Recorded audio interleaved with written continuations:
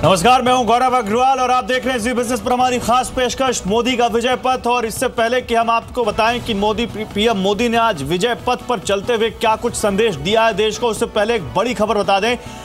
गोवा में बीजेपी का सरकार बनाने का दावा मजबूत हो गया है। रक्षा मंत्री मनोहर पर्रिकर ने अपने पद से इस्तीफा दे दिया है और वो अब गोवा लौट रहे हैं। थोड़ी देर में वो गोवा की राज्यपाल से मिलेंगे और सरकार बनाने का दावा पेश करेंगे। तो बड़ी खबर है इस वक्त, सूत्रों के मुताबिक रक्षा मंत्री मनोहर पर्रिकर ने इस्तीफा दे दिया है और थोड़ी देर में वो गोवा की राज्यपाल से मिलेंगे, जो कि इस वक्त की बड़ी खबर है।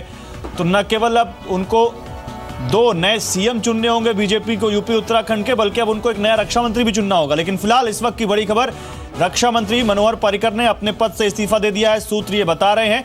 और गोवा में सरकार बनाने का बस थोड़ी देर में वो दावा पेश करने वाले हैं। मेरे साथ एक बड़ा पैनल है। मेरे साथ इस वक्त 2 वरिष्ठ पत्रकार हैं। शंभुनाथ शुक्ला जी हैं, मेरे साथ राकेश कपूर हैं, मेरे साथ बीजेपी से राजीव जेटली हैं, कांग्रेस से आलोक शर्मा हैं और बीएसपी से रितु सिंह है। आप सभी का स्वागत है। सबसे पहले शंभुनाथ शुक्ला जी, एक छोटा सा कमेंट आपसे लेना चाहूंगा। क्या लगता है, रक्षा मंत्री मनोहर पर्रिकर वहां लौट रहे हैं वापस गोवा?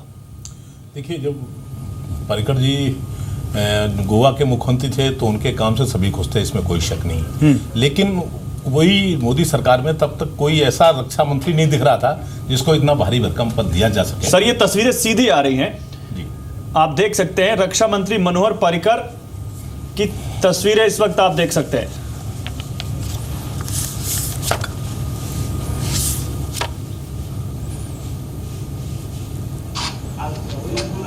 अच्छा, ये रक्षा मंत्री मनोहर पर्रिकर की तस्वीरें तो अभी इस बार फिलहाल नहीं आई हैं, लेकिन ये गोवा की तस्वीरें हैं राजभवन की, जहां पर विधायकों से मिलकर आए हैं विधायक, राज्यपाल से मिलकर आए हैं विधायक। ये तस्वीरें आपको हम दिखा रहे हैं। राजीव रंजन मेरे सहयोगी जुड़ रहे हैं मेरे साथ। राजीव रंजन, बताइए क्या जानकारी है गोवा की पॉलिटिक्स में इस वक्त, क्या कुछ देख पा रहे हैं आप? रक्षा मंत्री ने इस्तीफा दे दिया है मनोहर पर्रिकर ने, वो फिर से गोवा लौट रहे हैं, ये खबर आ रही है। जाहिर है, देखिए, जिस तरीके से मनोहर पर्रिकर का इस्तीफा देना और पिछले 2 दिनों से लगातार मनोहर पर्रिकर का वो गोवा में रहना अपने आप जाहिर कर रहा था कि कुछ बड़ा बदलाव हो सकता है। लेकिन जैसे ही रिजल्ट आया, रिजल्ट आने के बाद मौजूदा मुख्यमंत्री की हार हुई और लोगों में ये बात जरूर थी कि लोग यही चाहते थे कि मनोहर पर्रिकर अगर रहते हैं गोवा में तो उनके लिए बेहतर है। मनोहर पर्रिकर ने एक बार फिर से कमान संभाला और तकरीबन 22 जो विधायक हैं उनके समर्थन के साथ राज्यपाल से मिलने भी गए। राज्यपाल से उनके सिग्नेचर के साथ उन्होंने दिया। अब ये लगता जरूर है कि बीजेपी वहां सरकार बना लेगी और बीजेपी की सरकार ही होगी, सत्ता में होगी। मुख्यमंत्री पद की दावेदारी के लिए मनोहर पर्रिकर का ही सबसे बड़ा नाम आता है और वहीं मनोहर पर्रिकर ही मुख्यमंत्री बनाए जाएंगे, ये बात अभी तक जाहिर लगती है।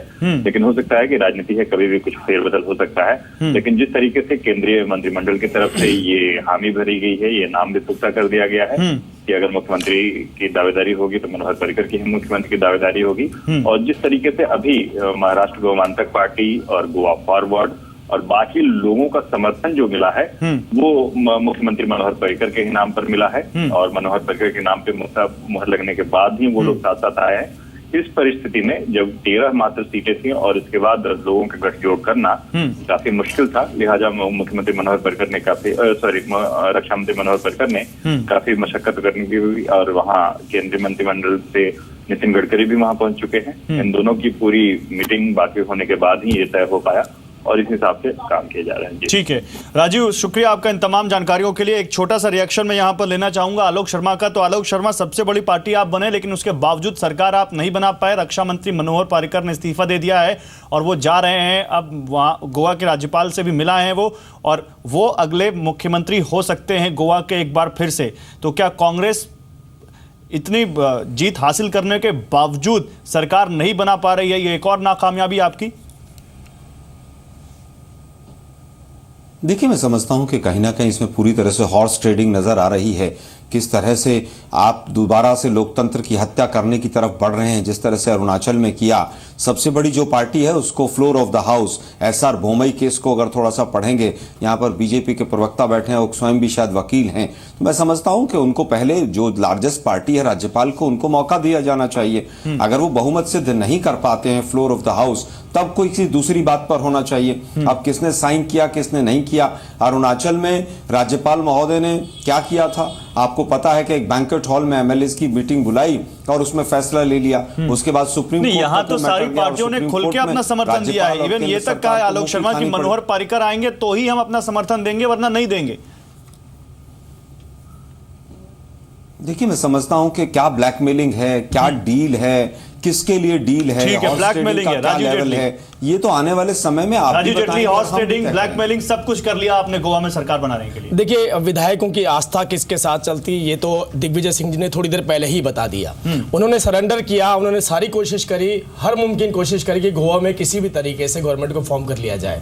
लेकिन गोवा के विधायक, गोवा की जनता जिन्होंने मैंडेट अगर दिया तो भारतीय जनता पार्टी को दिया, भारतीय जनता पार्टी से अगर अलग हटकर भी किसी को दिया तो उन लोगों को ही दिया जिनकी विचारधारा विधायक आए हैं, कहां से मैंडेट दे दिया है। केवल इतना बोलना चाहता हूं, जिस तरीके से प्रेस कॉन्फ्रेंस कर अभी दिग्विजय सिंह जी ने अपनी सीएम तक हार गए और आप कह रहे हैं कि जनता ने मैंडेट दे दिया बताया कि मैं इस पर्टिकुलर ट्रेड में विफल रहा। वो ट्रेड था, लेकिन यहाँ ट्रेड नहीं है, यहाँ आस्था है। और आस्था देखिए, अगर वो एक तरफा कहते हैं कि मनोहर पर्रिकर जी को वो मुख्यमंत्री देखना चाहते हैं तो मैं कांग्रेस के साथी से पूछना चाहता हूँ ऐसा तो बताइए तो उनसे विधायकों ने किस मुख्यमंत्री का कांग्रेस का नाम लिया। कांग्रेस पार्टी ने ये बात पहले ही एक्सेप्ट कर ली थी कि आज क्योंकि कांग्रेस पार्टी को मेजोरिटी नहीं मिली गवर्नमेंट फॉर्म करने के लिए, मैं भारतीय जनता पार्टी के साथ कमेंट लेना चाहूंगा इस पर। ठीक है राकेश कपूर, गोवा में जो कुछ हुआ उसके बाद एक बात और यहां पर मैसेज निकलकर सामने आता है कि बीजेपी न केवल उत्तराखंड और यूपी में जीत हासिल करके आई है बल्कि गोवा और मणिपुर में भी जिस तरह से उन्होंने सरकार बनाने के दावे कहा है कि हम सरकार बनाएंगे, अभी थोड़ी देर पहले राम माधव ने प्रेस कॉन्फ्रेंस की इंफॉल में, तो मतलब यह है कि इन दो राज्यों को भी वो छोड़ना नहीं चाहते। देखिए निश्चित रूप से कोई भी पार्टी नहीं छोड़नी चाहिए। आलोक शर्मा ने जो प्रश्न उठाया कि कोई डील हुई है या हॉर्स ट्रेडिंग है, ऐसा कुछ नहीं है। उनको ये विद्वान व्यक्ति हैं आलोक शर्मा, उन्हें पता होगा कि संसदीय परंपरा क्या होती है। चूंकि कांग्रेस को भी पूर्ण बहुमत नहीं मिला है, निश्चित रूप से वो सिंगल लार्जेस्ट पार्टी है, लेकिन यदि दो सिंगल लार्जेस्ट पार्टी से नीचे वाली पार्टी अगर सरकार बनाने का दावा पहला पेश करती है और जो पूर्ण बहुमत में आने के लिए उसके पास शेष विधायकों का समर्थन प्राप्त है, ठोक करके माने लिखित होकर के राज्यपाल के सामने वो अपना दावा ठोकते हैं, तो निश्चित रूप से उनका ही अधिकार सरकार बनाने का बनता है। यही संसदीय परंपरा है। इस संसदीय परंपरा को हमें ध्यान में रखना चाहिए। सिंगल लार्जेस्ट पार्टी का अधिकार तब बनता है जबकि कोई दूसरी पार्टी उससे पहले सरकार बनाने का दावा पेश ना करे और अपना बहुमत लिखित में राज्यपाल महोदय के पास। ठीक है, मैं एक छोटा सा कमेंट शंभुनाथ जी का ले लूं, फिर आता हूं आलोक जी आपके पास। शंभुनाथ जी, तो इसका मतलब तय है कि गोवा में मनोहर पर्रिकर ही एकमात्र ऐसी शख्सियत थे जो वहां बीजेपी के लिए सरकार बना सकते थे और बीजेपी को वहां पर बचा सकते थे सरकार में जाने से, और वही किया गया है। देखिए बाकी जब कोई दोनों जो दल हैं यानी महाराष्ट्र गोमांतक पार्टी और फॉरवर्ड पार्टी, दोनों ने जब गोवा फॉरवर्ड पार्टी दोनों ने कह दिया कि नहीं अगर मनोहर पर्रिकर आ जाएं तो हम सपोर्ट करेंगे, तो जाहिर उनके पास बहुमत अपने आप हो गया। फिर वो नहीं कहा जा सकता कि हॉर्स ट्रेडिंग हुई या क्या डील हुई, जब वो खुद ही कह रहे हैं यानी मौजूदा मुख्यमंत्री भरोसा नहीं है। और ये तो पहले भी लोगों का मानना था अगर मनोहर पर्रिकर साहब वहाँ बने रहते तो शायद ये नौबत ना आती, बीजेपी हो सकता है पूरा बहुमत लेके आ जाती। बीच में जिस तरह से थोड़ा आरएसएस के एक नेता अलग हुए फिर आए, ये सब ना होता तो मनोहर पर्रिकर का वहाँ रहना ज़्यादा बेहतर होता। और आज फिर वही दिखाई पड़ रहा है कि मनोहर पर्रिकर को ही वहाँ भेजना पड़ा। यानी जब बीजेपी एक तरह से नंबर 2 पार्टी है, इसके बावजूद बहुमत उसके साथ लोगों का बन रहा है, तो जाहिर है वो लोग वही गए हैं जो पहले। तो अब उनको 2 मुख्यमंत्रियों के बजाय अब एक नया रक्षा मंत्री भी चुनना पड़ेगा। कांग्रेस को वहाँ जो ज़्यादा सीटें आई उसकी एक वजह की पिछली मरतबे जब लास्ट चुनाव हुआ था तब जो गोवानीज क्रिश्चियंस थे उन लोगों ने सपोर्ट किया था, कांग्रेस को नहीं किया था, ध्यान रखना चाहिए। ठीक है आलोक शर्मा, आप कुछ कहना चाह रहे थे, जल्दी से बोलिए, उसके बाद हम फिर प्रधानमंत्री मोदी के आज के भाषण पर चर्चा करेंगे। देखिए मैं समझता हूं कि जब 2 पार्टियां 3 पार्टियां जो भी बात आप कर रहे हैं कि उन्होंने समर्थन दे दिया है, कोई संसदीय प्रणाली नहीं है कि आप चिट्ठी लिखकर कोई पार्टी जो है वो किसी के लिए समर्थन दे दे। और अभी तक किसी ने भी राइटिंग में गवर्नर महोदय को कोई पत्र नहीं दिया है। डील चल रही है और डील किस रूप में चल रही है आने वाला समय स्वयं बताएगा। आप कह रहे हैं कि साहब हमें तो जनादेश मिला है, अरे भाई 13 विधायक पर आ गए, आप 40 विधायक की विधानसभा में उसके बाद आपके मुख्यमंत्री हार गए स्वयं, आपको तो सत्ता में रहने का किसी भी तरह से नैतिक अधिकार ही नहीं है। आपको तो स्वयं कहना चाहिए कि जनता ने जनादेश हमारे खिलाफ दिया है और जनता ने जनादेश खिलाफ दिया। आपको पंजाब में भी रहने का अधिकार नहीं है, आपका वोट परसेंटेज हर प्रदेश के अंदर घटा है। मैं केवल इतना बोलना चाहता हूँ, अगर आपने इसी आधार पर बात करनी है तो आपको पंजाब में नहीं होता, आप कितनी भी सीटें लेकर आए, पंजाब में हमारा पिछले साल वोट परसेंटेज ज्यादा था, लेकिन सरकार किसकी चली? अकाली बीजेपी जिस कैलकुलेशन के आधार पर आप इस डेमोक्रेसी को डिफाइन कर रहे हैं, अरे भाई सरकार विधायकों की संख्या से बनती है या वोट परसेंटेज पूरा रिकॉर्ड उठाकर देखिए, आपकी हर जगह पे वोट परसेंटेज गिर गई। कहीं पर तो आप सिमट गए। इस बीच एक जानकारी दे दे सर, इस बीच एक जानकारी दे दे, थोड़ी देर में नितिन गडकरी और मनोहर पर्रिकर एक प्रेस कॉन्फ्रेंस करने वाले हैं जिस पर क्लियर हो जाएगा कि उनकी आगे की रणनीति, आगे का रोडमैप क्या होगा। थोड़ी देर में वो प्रेस कॉन्फ्रेंस आने वाली है और 22 विधायकों के समर्थन का दावा किया है बीजेपी ने गवर्नर के पास, और ये बहुमत है। तो जब 22 विधायक साथ में हैं तो हॉर्स ट्रेडिंग हुई नहीं हुई, अब ये बात करने का क्या फायदा आलोक शर्मा, क्योंकि ये पहली बार नहीं जिस राज्य में गठबंधन की सरकार बनेगी। बहुत सारे राज्यों में गठबंधन की सरकारें बनी हैं और वहां पर बहुत सारे राज्यों में ऐसी सरकारें आपने भी चलाई हैं और दूसरी पार्टियों ने भी चलाई हैं। क्या ये मानते हैं? मैं दूसरा सवाल लेके आता हूं आपका, क्या आप ये मानते हैं? सबसे पहले नहीं, एसआर बोमई केस में बहुत क्लियर है, इलाहाबाद हाईकोर्ट का जो जजमेंट है उसको अगर हमारे पत्रकार महोदय जिन्होंने शुरू में कहा कि संसदीय प्रणाली है, मैं उनकी बात से विनम्रता से असहमति जताऊंगा। उसमें पूरी तरह से क्लियर है कि आपको फ्लोर ऑफ द हाउस जो सिंगल लार्जेस्ट पार्टी है शर्मा जी को याद दिलवाना चाहता हूं, वहीं पर तय होगा। आलोक शर्मा जी 5 साल की सरकार आपने एक प्रदेश हरियाणा प्रदेश के अंदर जो चलाई वो किस तरीके से चलाई? आपने दूसरी पार्टी की राजनीतिक जिसका केस अभी तक चल रहा है, आपको अपनी मेजोरिटी प्रूव करने में वहां दिक्कत आई। आपको याद होना चाहिए, बहुत दूर नहीं जा रहे हैं, अभी हम बिल्कुल पीछे ही बात कर रहे हैं। राकेश कपूर का रिएक्शन ले, क्या हुआ क्या नहीं, राकेश कपूर का रिएक्शन ले, एक मिनट राकेश कपूर जल्दी। मुझे एक अपनी बात ये कहने, अभी आलोक शर्मा ने मुझे चैलेंज कर दिया, मैं उनसे एक निवेदन करता हूँ। एसआर बोम्बई केस में ये स्पष्ट रूप से है कि बहुमत विधानसभा के भीतर सिद्ध होना चाहिए। ये नहीं है, एसआर बोम्बई ने ये नहीं कह दिया कि जो सबसे, सुनिए पूरी बात तो सुन लीजिए आप, ये कहाँ लिखा है एसआर बोम्बई केस में कि जो सबसे बड़ी पार्टी है विधानसभा की उसको ही राज्यपाल सरकार बनाने की दावत देंगे। इसका ये मसला नहीं है एसआर बोम्बई केस में, आप मिसलीड मत कीजिए। आज स्थिति ये है वहां पर, अगर कांग्रेस के पास बहुमत नहीं है और कांग्रेस बहुमत पाने की क्षमता नहीं रखती है तो क्या वहां पर सरकार ही नहीं बनेगी? एक मिनट, प्रेस कॉन्फ्रेंस शुरू हो गई है मनोहर पर्रिकर और नितिन गडकरी की, सुन लेते हैं क्या कह रहे हैं, फिर आते हैं अपने मेहमानों के पास। थोड़ा शुरू करूं मैं? Hello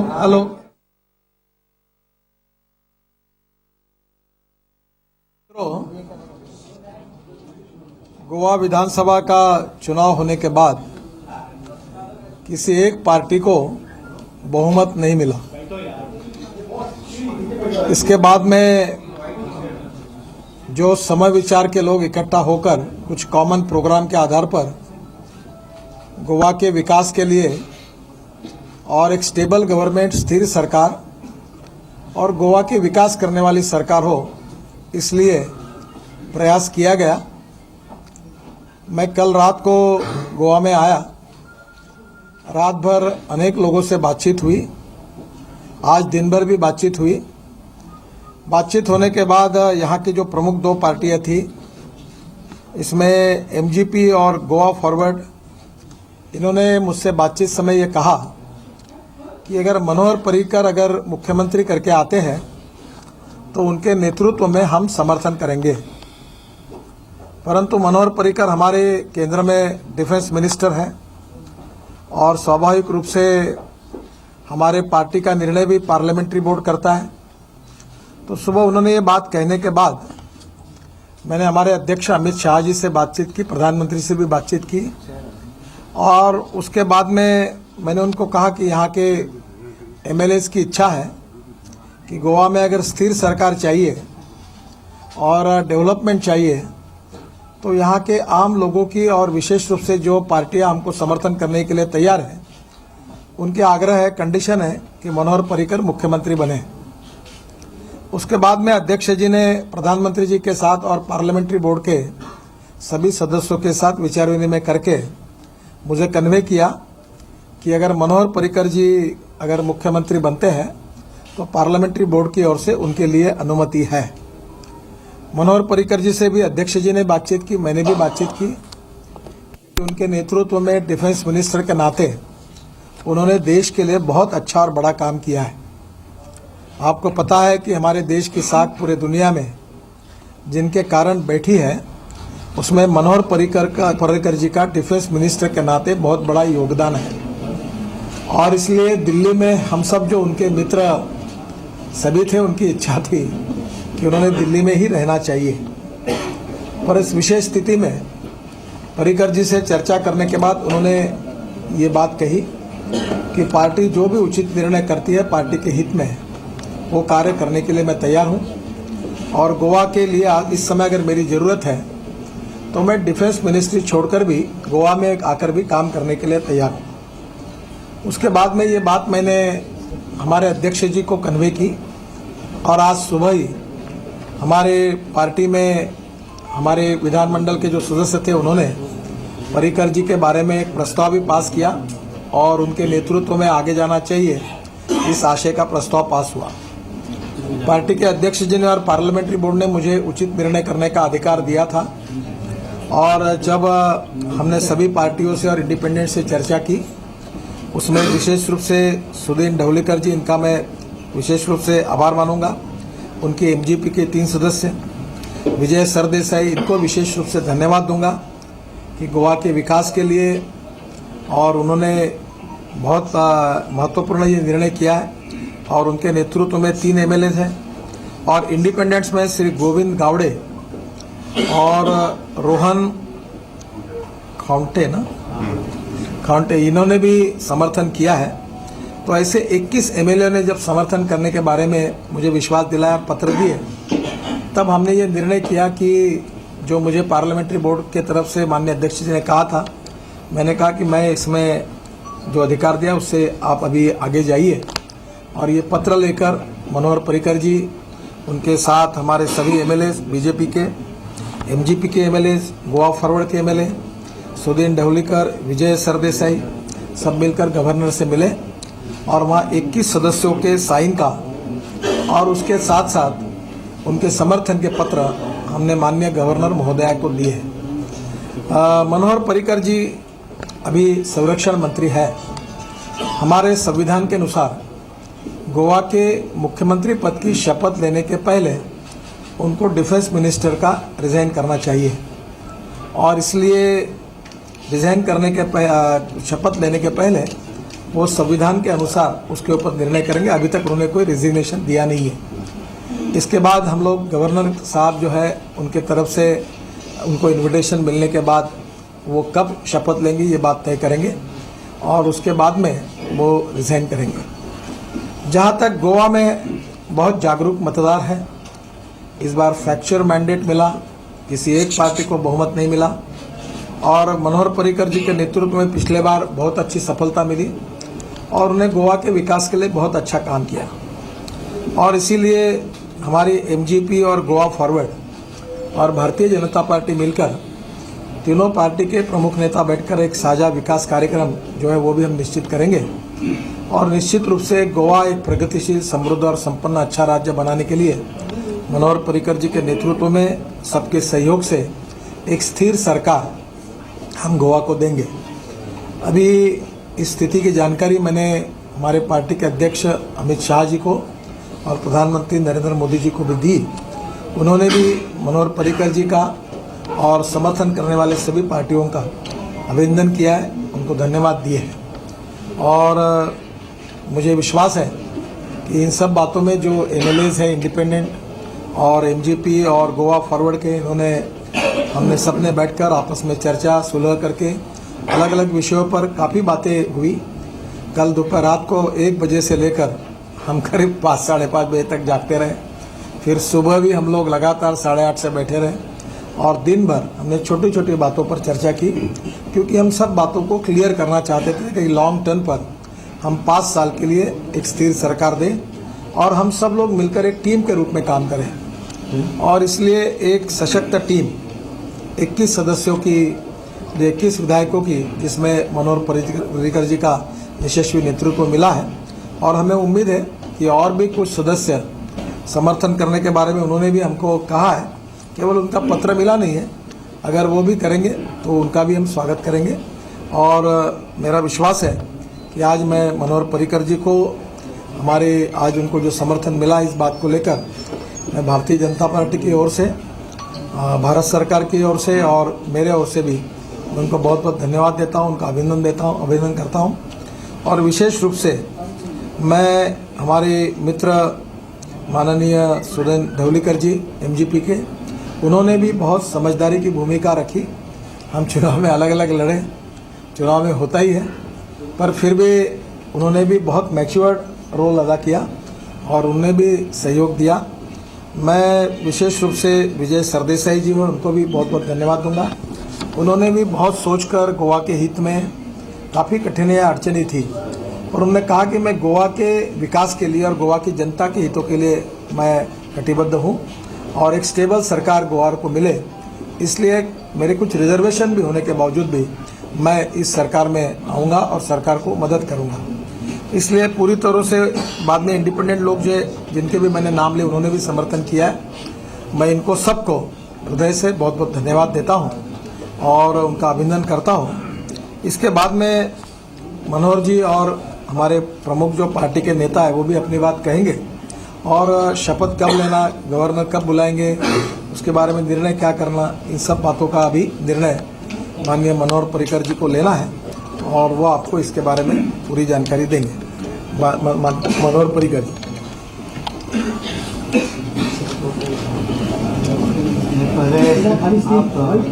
sir mike white T shirt खाली white language I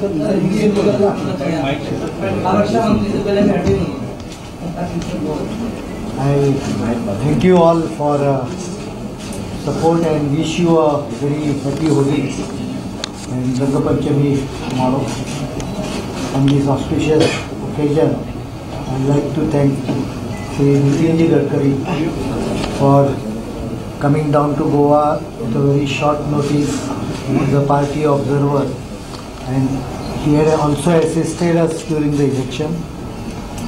And within solving the full matter within probably exact time of about 16 hours. That itself is a record because it includes the night time.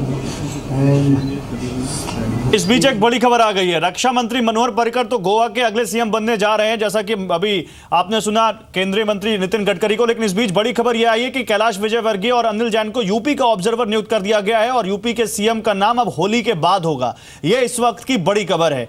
तो बड़ी खबर आ गई है, 16 मार्च को UP में विधायक दल की बैठक होगी बीजेपी की और कैलाश विजयवर्गीय और अनिल जैन को ऑब्जर्वर नियुक्त कर दिया गया है उत्तर प्रदेश का। 16 मार्च को उत्तर प्रदेश विधायक दल की बैठक होगी बीजेपी की और 16 मार्च को सीएम के नाम का फैसला होगा। तो तब तक आप ये चर्चा करते रहिए और होली मनाते रहिए कि यूपी का सीएम कौन होगा। लेकिन 2 ऑब्जर्वर जा रहे हैं, कैलाश विजयवर्गीय और अनिल जैन, और ये दोनों अमित शाह की बहुत करीबी हैं। खासकर अनिल जैन तो अमित शाह की कोर टीम का हिस्सा है और ये दोनों ऑब्जर्वर बनकर जा रहे हैं अब उत्तर प्रदेश। और ये ऑब्जर्वर अब वहां पर विधायकों का मन टटोलेंगे और उसके बाद 16 तारीख को फैसला होगा। तो शंभुनाथ जी, एक छोटा सा सबसे पहला कमेंट इस पर आपका।